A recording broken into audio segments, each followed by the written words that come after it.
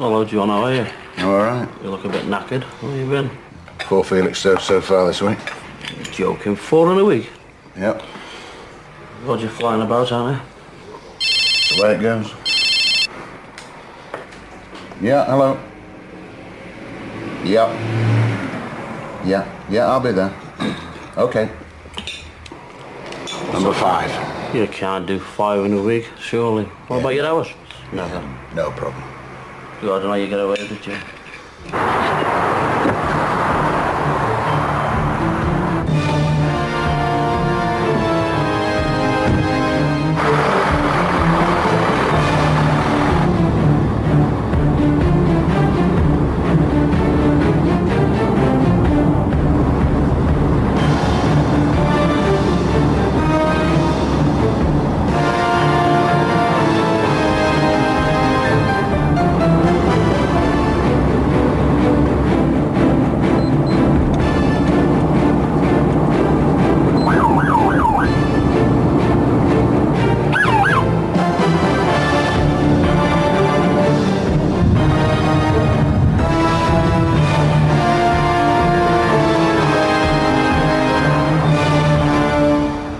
Morning, driver. Vehicle Inspectorate routine vehicle check. Can I see your tachograph chart for the day, please? Yeah. Thank you. Did you work yesterday? Yeah. Have you got yesterday's chart, please? Thank you. Looking between the two charts, there is insufficient daily rest. You've only had 3.5 hours. Now that driver is in serious trouble. He has casually disregarded EEC tachograph regulations and could have killed someone. Now the regulations are very complex, and to help shed some light on it for me, I'm with a woman who really knows her tachos. Vehicle Inspectorate Traffic Examiner, Joanne Warner. Now Joanne, we saw a driver being stopped earlier and there was a problem with his tachograph. What actually was it? Sean, if you look here, you can see that he's driven for too long without having any rest breaks. So how many hours can he drive before he does need a break? A driver can drive for 4.5 hours, then he must take a 45-minute rest break. He can split this rest break into intervals of no less than 15 minutes taken during the 4.5 hours. This diagram shows a driver who has driven for 2 2-hour periods with a 15-minute break after each. Then he can only drive for half an hour before he must take another minimum 15-minute break, making an accumulation of 45 minutes break time. This then allows him to continue driving for a further 4.5 hours.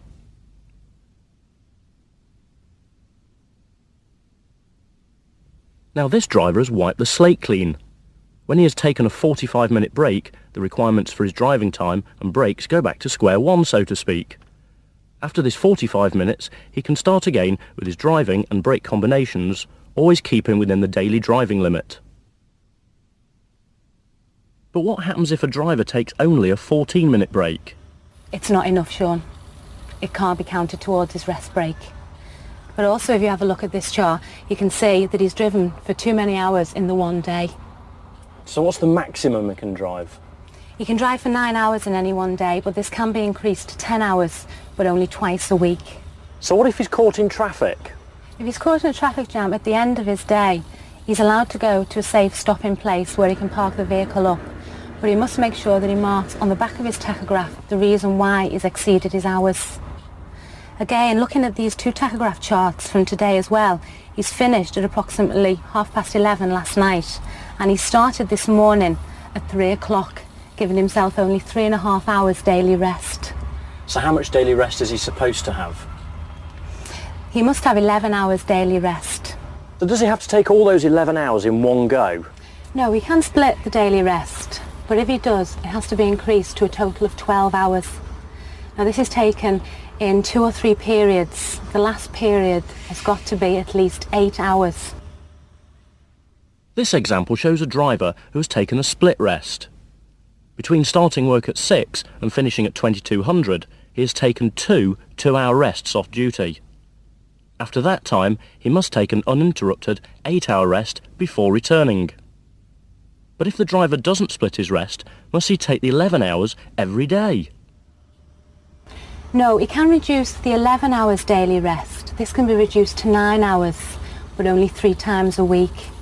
And if he does reduce his daily rest, he then has to pay it back. So what is paying back? Well, if you reduce your daily rest from 11 hours to 9 hours 3 times a week, you owe 6 hours. Those 6 hours have got to be paid back by the end of the following week.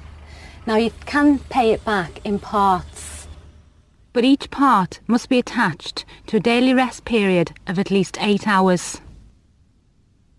Here, the driver has reduced his rest 3 times in a week. So by the end of this week, his rest has been reduced by a total of 6 hours. He then takes his minimum weekly rest, which we'll cover later. By the end of the next week, he must have paid back all those reduced rest hours from the previous week. So what do you define as a week? Is it 5 days or 7 days? Well, it's actually a fixed week. That's from Monday to Sunday. That's 100 hours on Monday through till midnight on Sunday. And in that week, that fixed week, you must ensure that you have 45 hours weekly rest. So do you have to take all your weekly rest at once? Yes, you do. Your weekly rest has to come full 45 hours. So can you reduce the weekly rate?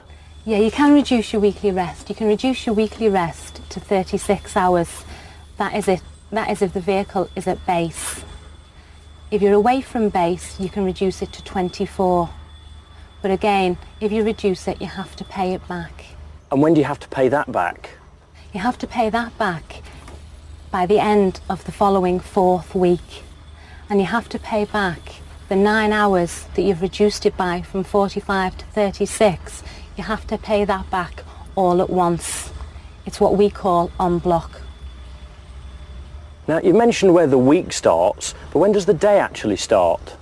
The day starts when the driver's daily rest finishes, when he first goes back on duty. So it's not necessarily when he first gets in the vehicle and starts driving, it's when he actually starts under his employer's instruction, when he clocks on, for example. So how many driving periods are there in the week? He can drive for 6 consecutive daily driving periods. He then must take his weekly rest, unless during some of his driving periods he did not use up all his driving hours. In this scenario, the driver's weekly rest period may be postponed until the end of the 6th day of his driving week. That's provided his total driving time over this period is not more than his maximum allowance, which corresponds to 6 driving periods. A weekly rest period, which begins in 1 week and continues into the following, may be attached to either of these weeks. And what are the most amount of hours he's allowed to drive in the week? There is no limit in an actual week, but there is a fortnightly limit, and that's any fortnight, and that's 90 hours. So if he drives to his maximum in 1 week, he'll have driven for 56 hours. So that means the following week he can only drive for 34 hours. But remembering, it's any fortnight, so the week previous to this, he can only have driven for 34 hours. So you can see that in total it's 90 hours in any fortnight. So if I was driving and I went over to France, for instance, can I use my rest time on the ferry? You're only allowed to interrupt your rest period, your daily rest period, once, and that's either to get onto the ferry and go through customs or get off the ferry and go through customs. And if you do interrupt it this once, to compensate you must increase your daily rest by 2 hours. Now what if I was driving in a quarry, for instance? Because I'm driving off-road, how does that work? The off-road driving doesn't count towards your driving time, but it does count towards your duty time. So if you have been driving off-road, you must make sure that you mark on the back of the tachograph the hours that you were driving off-road. And what if I've already got to the base, I've dropped my trailer off, but I'm driving the tractor unit home? How does that work? If he is allowed to take the tractor unit home, it does count towards his driving time. You must make sure that he keeps the same tachograph chart in the vehicle and records the time when he was driving from base back to home. If you've got 2 drivers in the cab, can one be asleep whilst the other one's driving? Yes, they can be. They can take the rest break while the vehicle's moving, but they can't take the daily rest while the vehicle's moving. The vehicle must be stationary for them to take the daily rest. So what's the point in having 2 drivers? each driver can increase their duty time to 22 hours. This has then got to be followed by an 8-hour daily rest. This makes up a 30-hour day. But it must also be preceded by 8 hours daily rest. And remember, the 22 hours is duty hours, not driving.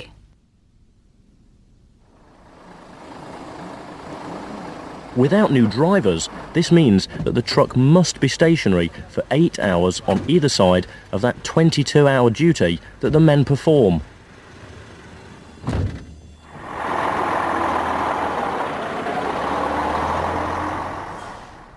This chart represents how the operator can get maximum utilisation from the truck.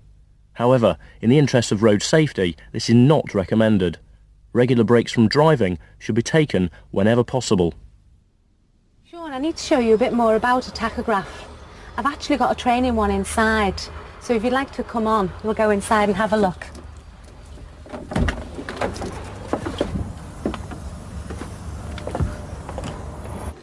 Sean, this is the training tachograph. It's an automatic tachograph that's fitted to the vehicle. So if it's automatic, does that mean the driver doesn't have to mess with any of these switches? It only automatically records his driving time. He must remember to turn the mode switch to record his rest break and his other duty. Now, can you open it whilst you're actually working? Yes, you can open the tachograph when you're working, as long as the vehicle's stationary, but you may be asked to account for it by an enforcement officer as to why the tachograph's been opened. They mentioned earlier that there is a way of actually marking it manually. How do you actually do that? You mark the tachograph manually on the back of the tachograph. You can mark your duty start and finish on the front, but as always, be careful not to damage the disc surface. And then also there's an awful lot of drivers who've got long names, and some of them have trouble getting it on the front, so what do they actually do when they can't write it all on there? If they can't fit the forename and the surname on the front of the tachograph, if they just use their initial and the surname and then write on the back of the tachograph the full name, that's the forename and the surname. I mentioned earlier about having 2 drivers in the same cab. How does that affect the tachograph?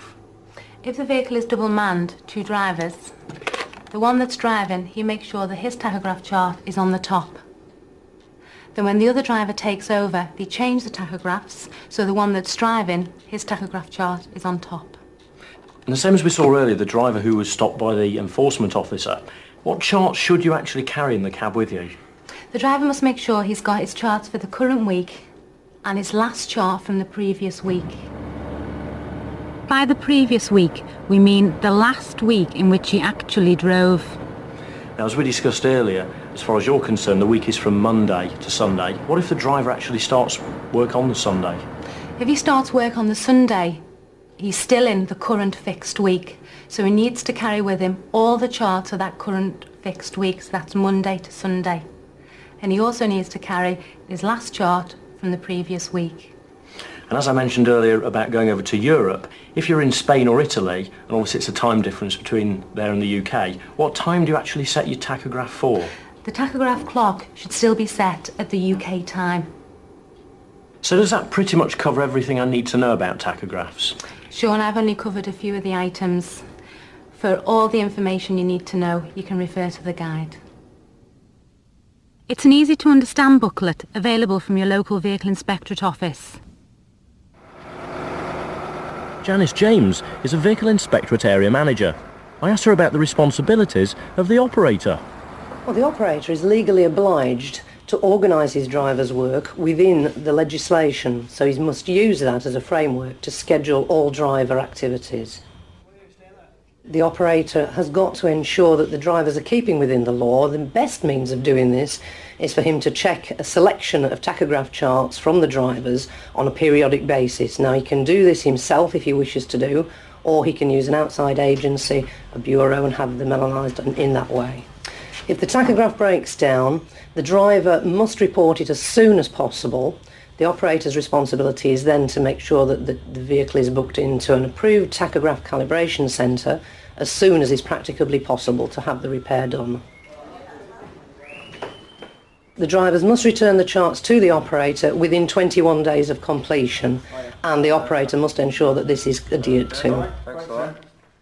Ultimately, if a driver breaks the law, then the responsibility lies with the driver, and they will be prosecuted if that offence is detected. But the operator also has a responsibility to ensure that his drivers are educated regarding the legislation, that he keeps a track on their activities, and if they are being found to have any breaches of the law on their records, then that must be brought to their attention. So it's a dual responsibility for both driver and operator. We need the legislation because driver fatigue is an extremely serious matter. A tired driver can kill. It's a protection for the operator, it's a protection for the driver and for other road users. TDG is one of Britain's leading transport logistics groups. They realise the importance of understanding the driver's hours regulations. Ralph Taylor is Director of Safety. As a major user of large goods vehicles, safety must be our first consideration. Now, the purpose behind the driver's hours regulations is to reduce the risk of accidents. And quite simply, we can't afford to have accidents because they can cause injury or even death. And really, from our own point of view as well, accidents cost a lot of money. If we do detect breaches of the regulations, then we will prosecute drivers and operators. The Vehicle Inspectorate's prime stated aim in relation to road safety is that we seek to contribute to the improvement of road safety standards. We have an educational advisory role where we seek to help and advise operators and drivers who are either unclear about the complexity of the regulations, and we've got examiners throughout the country who are only too glad to offer that kind of help and advice. Come on, have a look at them now. You were in work last week. Yeah. Well, I hope the main tachograph regulations are clearer now. But remember, the guide is there to help you, and there is always the staff at your local Vehicle Inspectorate office if you need